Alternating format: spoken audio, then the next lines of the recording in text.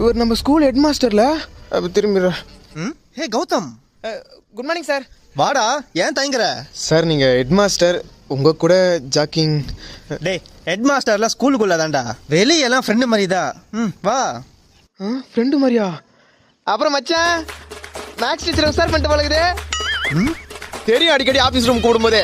ஆமாம், அடிக்கடி சனிக்கிழமை ஸ்கூல் வைக்கிறியா? ஒரு நண்பனோட கஷ்டம் நான் புரியல உனக்கு. அடிக்கடி ஸ்பெஷல் கிளாஸ்ன்ற கம்பைன் கிளாஸ்ன்ற ஆகுனா மாதத்துக்கு ஒரு முறை பேரண்ட்ஸ் மீட்டிங் வச்சிடற. வாழ்க்கையே கஷ்டமாக இருக்குது மச்சான்.